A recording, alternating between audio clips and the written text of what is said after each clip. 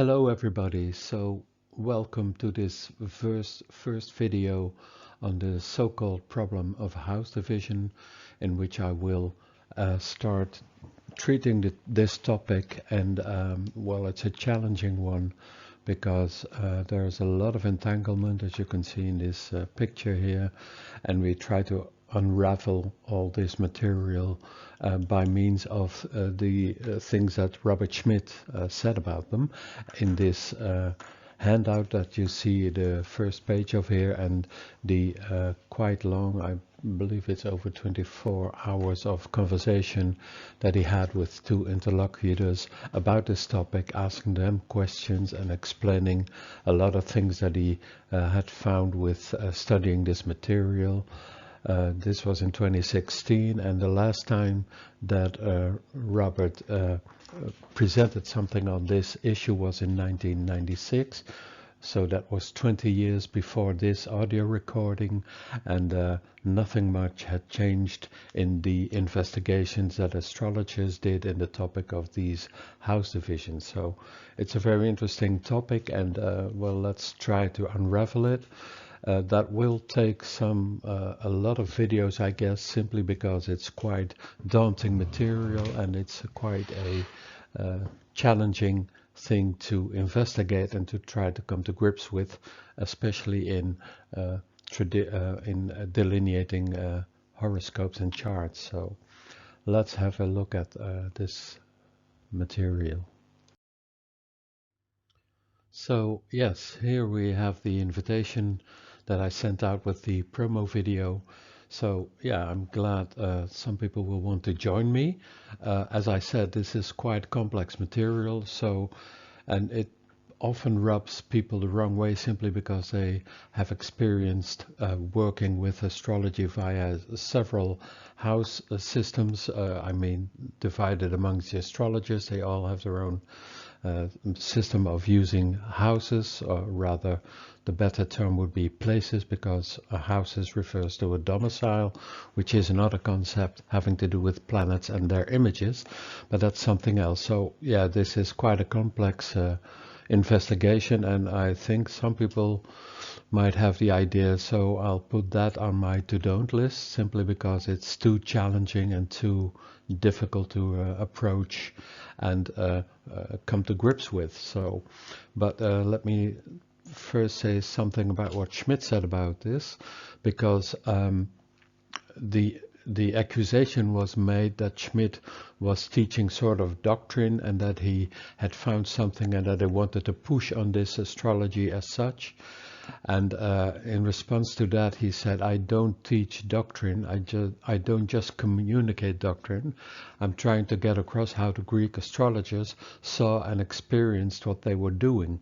And his means for doing that was, of course, trying to understand the terminology that they used and the words that they used. And he always was of the opinion that these words were never intended to be simply randomly used to describe something, but they had a very specific intent with trying to use specific words for some things, simply because they could have also used other words, other Greek words for them, and sometimes stated things much more easily, but they then used a very complex way of formulating something about something in astrology, and that was always a trigger for Robert Schmidt trying to investigate what is the intent of this way of putting things, and what is the actual, what are they saying when they use these words, what are the concepts behind what they are saying now. So that is the things that we need to investigate, and well, as always, Robert Schmidt was very adequate in doing so, and as such he really reinvented astrology, in the sense that he got to come to very close to the concepts that were actually inspiring this astrology of the Hellenistic era. So this is a very important work, and well, this his last great hooray, as it were, was about this issue of the houses, and I think it's very important to take note of it. So the question for me is, where do I begin with this quite large and vast topic of investigating all the things having to do with the places, what we now call houses. But what I first wanted to do was simply to mention to you all the concepts that Schmidt had formulated and perhaps even discovered in his translations of it, because the concepts that are underlying the major astrologicals that we use in everyday practice can really be enhanced by understanding the concepts that he found in them by translating ancient Greek text and taking them seriously. And there are several of them, and I have addressed most of them in my videos up until now. And in the next slides I will show you which videos that are, so you can refer to them if you want to know more about these specific topics. And what this does when you study this material, it's actually something of a paradigm shift, simply because you start to see astrology in quite a different way when you understand what was actually the concept underlying something that was introduced in Hellenistic astrology.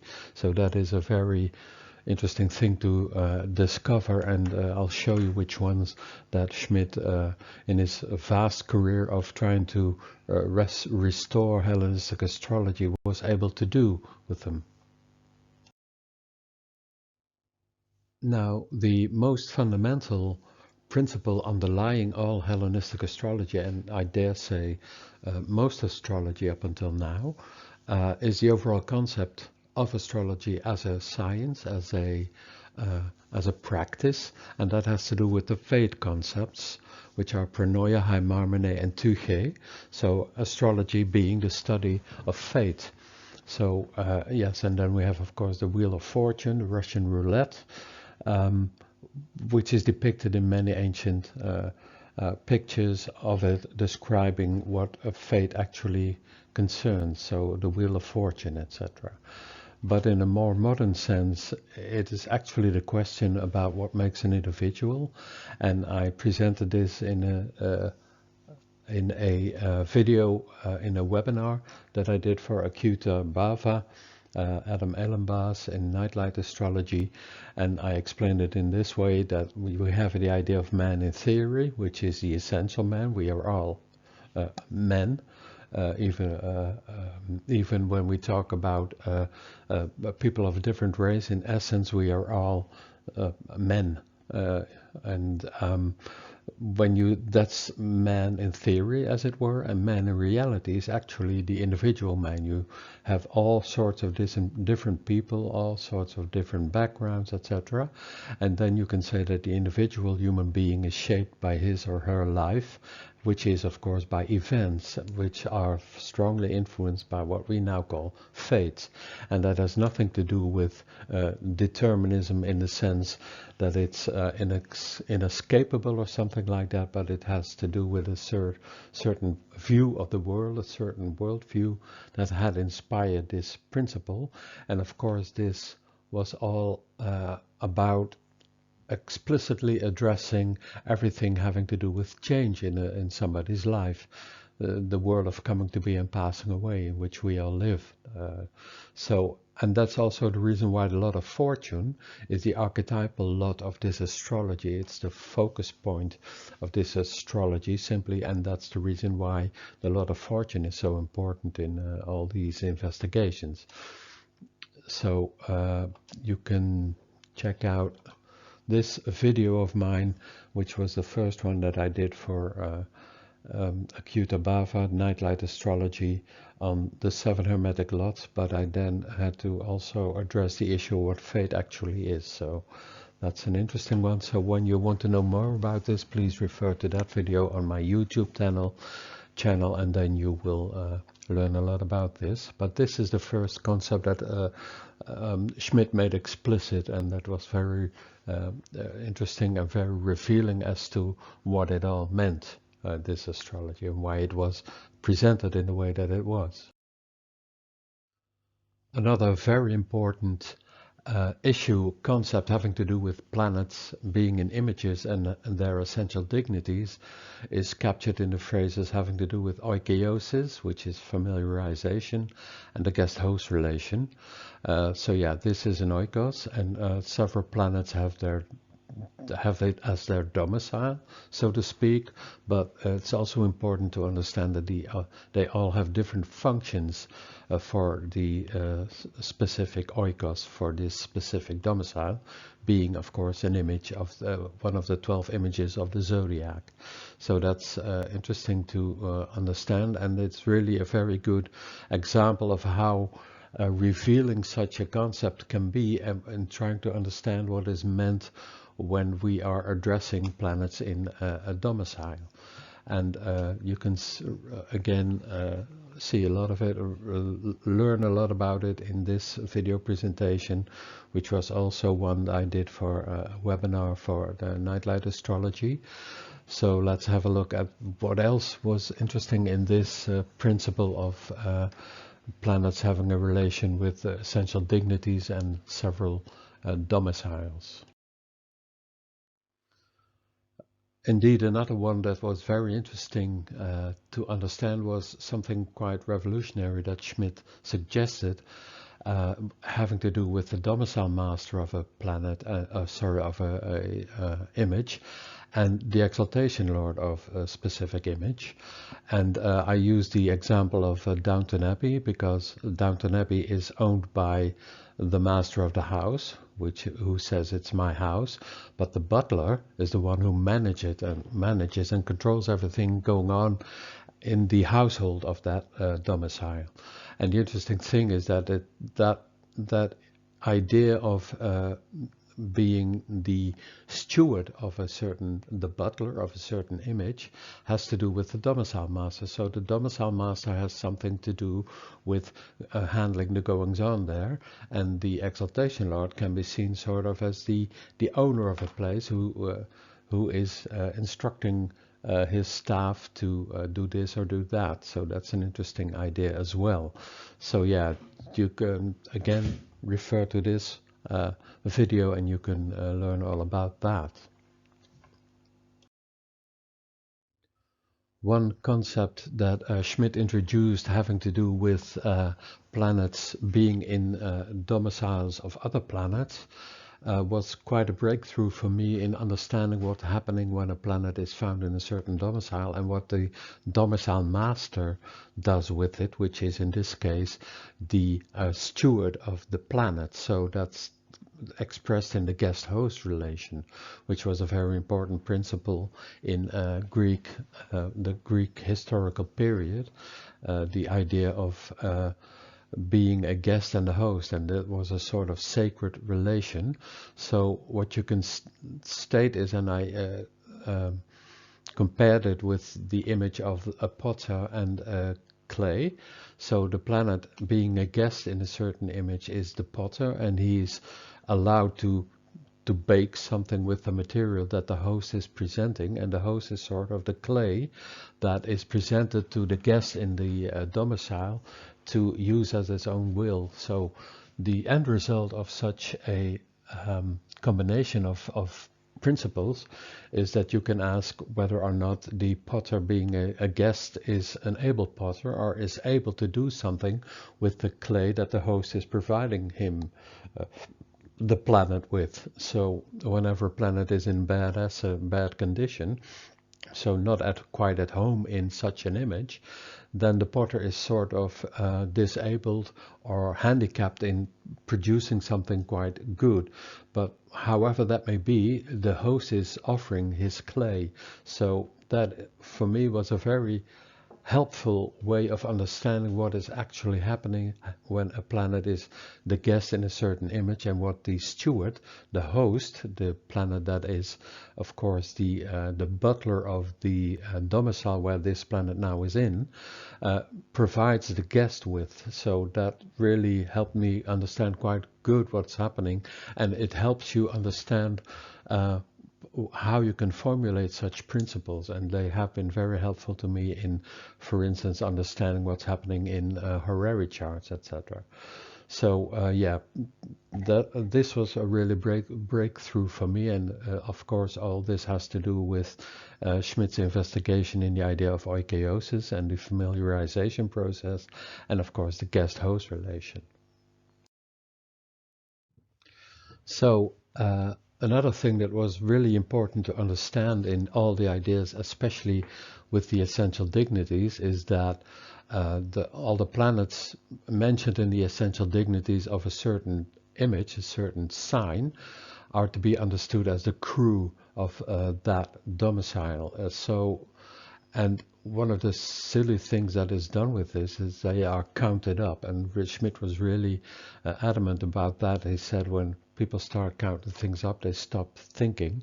So this is often used, counting up all these dignities of a certain planet, then that has to do with the idea of strength, which is strongly opposed by Schmidt. That has nothing to do with it. You cannot count up functions that certain planets have for a specific image, because each function is something different. So the bound lord of a certain portion in an image has a very different function in his role as being the lord of the confine, or the lord of the bound as it's also called. That is quite different from the function that the steward has for a certain image, the domicile master as it's called, and that also has a different function than the exaltation lord of a certain image has. So counting them up is really not advised, and it was Ptolemy, I believe, who introduced this, and then we got into all the medieval issues of the Newton, and this is always complicating things. When you use these principles, they are relatively simple in the sense that they are pretty well defined. This planet has this function for this image, and that planet has another function for this image, and you cannot count them up and then say, well, this is a really strong planet. That's really a silly thing to do, I think. So it's sometimes quite difficult to understand what the specific function is of a certain planet, but trying to think of them in this way really helps to get to a deeper level of knowledge of this astrology. So do not count them up. I use the example of counting up. For instance, you have a biped, you have a bicycle, and you have a motor, and you count them up, and then you say, well, actually I have a motor car, or I have a lorry, which is quite silly. You simply have three different ways of transport, and not counting them up makes them bigger or better or something quite different. So don't do that. So in this webinar, I recapitulated everything I presented there in these statements. So read them at your leisure. And one thing that's really important is that the characteristics of images are never topics in this astrology. They are never mentioned as signifying some specific topic in life. So as you hear in a lot of modern astrology, whenever somebody sees the image of the scales, Libra, then it's often immediately associated with having relations. And that has all sorts of modern implications why that is seen in that sense. But in the ancient text, it is the images never have topics. They simply have modifications of activities, and that's quite important for understanding what we will later see when we are talking about planets in places. And of course, these are also whole sign images. So then there are several things we can say about that, but not treating the characteristics of the images of the signs as specific topics. They are merely adverbials. They state something about the way in which a planet or something else is functioning in a chart. That's really something else. So yeah, that's what this can lead to, and what we can learn from these concepts. the guest host. And of course, the idea of oikeiosis, familiarisation, is a very adequate way of conceptualizing life in general, because we are all familiarizing ourselves with our own chart by means of the events that are produced by it, and the way we address things coming our way. We are always familiarizing ourselves with each planet in each image and in each place, etc., etc. So that is a really strong and very interesting concept. You can even say it's perhaps a paradigm of seeing your own life in such a way. Now this next issue I addressed again in a webinar for Nightlight Astrology had to do with configuration and aspects. And this work is really a testimony of Schmidt's 5-year-long efforts to decipher the Greek astrological definitions of these configuration and aspects, and I summarized them in the differences between what we can call the modern ideas of configuration and aspects and the Hellenistic Greek ones, which are very, very different. So they are very interesting to acquaint yourself with, and they are much, let's say, perhaps easier, because especially the last thing I mentioned in this slide is that they do not constitute a mixing of energies, resulting in when you take planet A plus B and then you get a sort of a C outcome. That's not how the Hellenistic Greek astrologers conceptualized the idea. It has to do with planets testifying to each other and having a certain relation with each other. They are either engaging in a figure, or they are simply looking at each other. So that's quite a difference. So when you want to learn about this, please refer to this video on my YouTube channel, as you will learn a lot about all these things having to do with the aspect doctrine. And in a sense, this is also sort of a precursor. When you take note of this video, you can see how complex and how different this material is from what you, I think, learned in modern astrology. However deep and fascinating the modern view on this is, but you can really see that there is quite a different way of addressing these issues astrologically and from the ancient view on these topics, which can be very enlightening. So yeah, take note of that. But this is sort of what will happen when we get further into this video series about the places and the houses. The ideas of this are very different from how you and I learned astrology as a modern astrologer, but how complex also that may be, it's also quite fascinating. So keep it up, and keep it up in studying this material. Okay, the next one. So again, the configuration and aspects, the idea of testimony, looking at each other, can be done in several ways, but there is a good one, as you can see in the loving stare of somebody, or it can be in a hostile way, as you see in the images of the boxers about to get into a fighting match. So yeah, that's staring, etc. So there are different ways in which planet can look at another planet, and that's a very interesting thing to take note of in the astrology that we are investigating here. And again, this will also have certain ideas that we will meet later in studying the issues of the places and the houses. So this is also a very important one, but there's another one. One of the big differences between the modern notions and the ancient Greek notions is that there is sort of no peak idea in Hellenistic astrology. They are aspecting, so they are joined in a configuration and not testifying, because whenever the distance between planets is bigger than 3 portions, then they are testifying to each other in a certain way. And whenever they are joined, that is within 3 portions distance between the planets, either approaching or departing, disengagement and detachment, etc., etc. So, and that is about assuming a figure and engaging in a figure. So let's have a look at what that actually means. again, something that is very important in understanding the configuration and aspects is the difference between assuming a figure and engaging in a figure.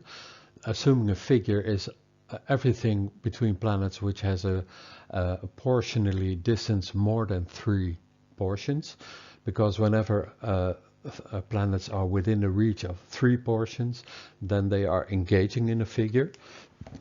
And this can also, or almost always, be seen as a form of maltreatment or either a form of bonification. When it's about the benefics, it's a bonification, and when they are engaging in a figure by means of malefics, then we are talking about maltreatment. There are several other maltreatment conditions, not only dependent on aspects and configurations, but yeah, aspects play a very important role in this. So take note of this, because this is one of the big differences of these concepts of configuration and of aspects in comparison to the modern ideas of what aspects are doing. One of the first investigations that I actually did with all the material and all the concepts that Schmidt introduced had to do with the lots and the parts, because I was quite interested in them. And in effect, it's all about these principles. It's the upward and the downward path, something that also has a lot to do with the the fate concepts, which are, of course, pronoia, heimarmenē, and tuchē. And yeah, you can say we have an upward perspective, we have an inner perspective, and we have an outer perspective. There are universal principles that are at work in the soul, and I think they can be seen in our natal chart. And then there's also sort of an outer perspective, which is things at work on the soul.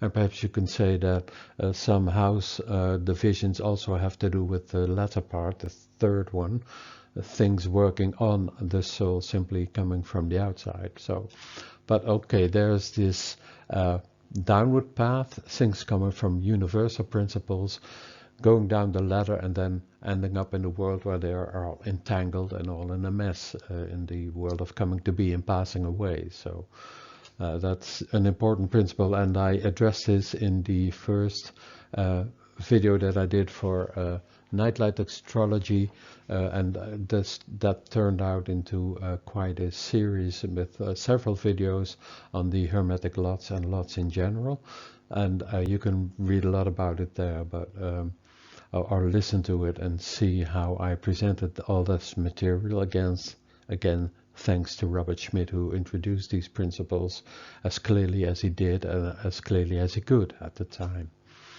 So one thing that was really striking for me was this idea that a lot part is a differentiation of the many different possible meanings, a planet in essence, in principle, and then is differentiated into a very specific meaning and at work in the world around us. So that was a very clear thing to understand, that we have planets have a multitude of several significations, but all the separate lot parts really differentiate them to one specific topic. So for instance, when you talk about love, Venus, then the lots, all the parts, lots of Venus differentiated into one specific topic. So it can be about children, girls. Venus is a significator of women, female, so there is a lot for girls, there is a lot for boys, which is not with Venus but with Mercury, etc., etc. So they are all specified to one specific topic, and you can investigate it by means of that specific part. So that's very interesting. So, and yes, the idea of the upward path is of course very interesting in Christianity. So you can see a lot of these sort of things visualized in medieval astrology, trying to climb out of the earthen sphere and into the light. So this differentiation into 3 separate parts is one of differentiation, which is the lowest level, and unification is when you move up the ladder to the idea of something above it, the universal principle of it. And then you have these things. You can look, the cosmic soul can look up and can look down. So look up to the principles, which is sort of looking with a telescope, things working in the soul, but the fact in the world, you can look at it by means of a microscope. So that's again an interesting conceptualization of the things going on. So now then, at the end of all these interesting concepts that Schmidt introduced, we now come to the concept of places having to do with the topical inquiries, which is also, it almost seems as a complete separate field from all the other things. Of course it isn't, because it needs to be combined with each other, but understanding the concept behind something really helps to understand what's going on in a chart, and it can light up your charts and your delineations to no end. So again, here we have several concepts. The first one is chromatisticos, being busy, being active, etc. Also the idea of centering, referring and sliding has to do with the images in a certain place in the zodiac, and also planets being on topic and planets are being off topic, which has something to do with the equal places. So I will address these in this video series, this new one, and I use this introduction to help you understand how profound all this material is. And if it hadn't been for Robert Schmidt, we would have never known about all these subtleties in all this material. So let's again celebrate his work, and it's hopefully a monument to everything that he did with it, and I will try to do it justice.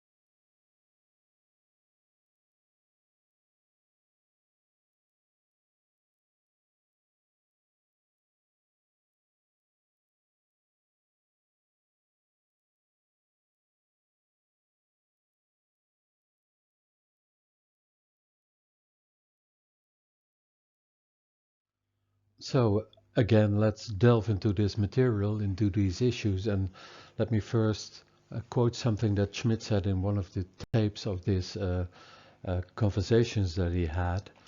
It's this one. I will quote it for you. You can of course read it with me. I'm reading the source texts in a different manner. I'm examining the words. I'm examining the context in which distinctions are made, and I'm taking those distinctions seriously. And of course, when they first arise, everything is confusion, and it takes a long time to work your way out of that confusion. I mean, it's been a long, hard path for me, but if you don't get yourself confused, then you can't get yourself unconfused, which I think is a very hilarious way of saying this.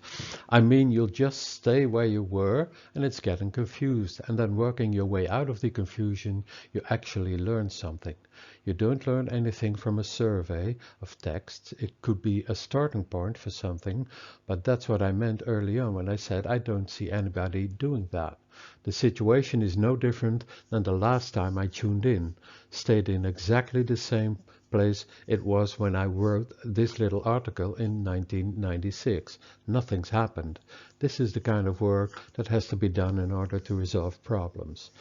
So, yeah, this is really important. It again emphasizes the idea that Schmidt is of course always taking the words seriously, and his major paradigm behind all this is of course the grammatical paradigm, and he was very good in grammar. So, and that is way above my educational knowledge, so I can hardly say anything about that, but I really take seriously everything he did with etymology, etc. So that's an important thing to take into account, and I hope this will stimulate you to again study these videos and try to get to grips with it in your own practice as an astrologer.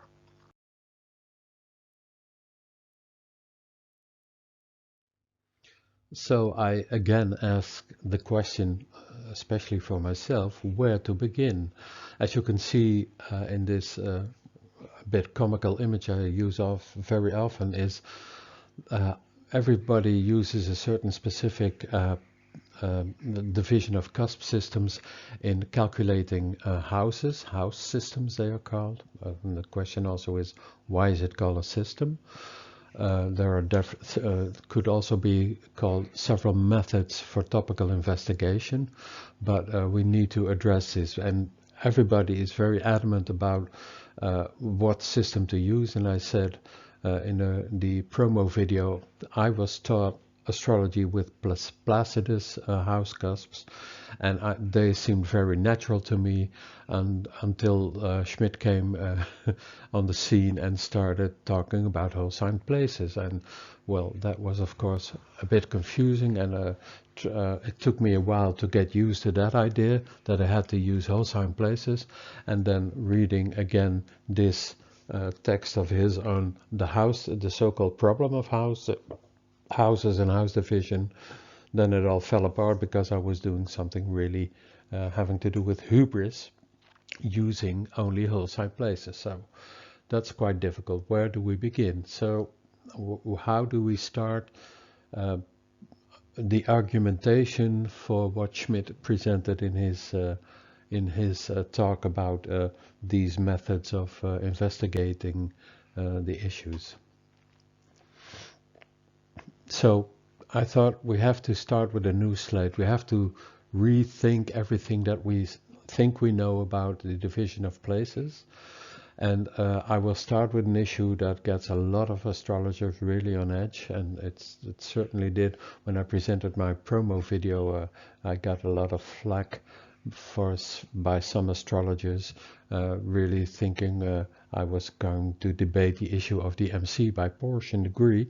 And then these people turn away and leave it uninvestigated, thinking I'll put that on my to-don't list. But so yeah, so I think it's perhaps a good idea to start with everything we think we know about the MCIC issue, and I think I've addressed this issue in a previous video as well, but I will start doing it in the next one so we can have somewhere to begin with all this material. So what I will do in my next video is addressing this issue, the difference between the 10th image, which is also called the place at the peak, and the MC by portion. So yeah, well, thanks for listening in, for tuning in, and I hope to see you next time, and I will in the next video also address the idea of the word cantron, what it all implies. So thanks again, and I hope to see you next time.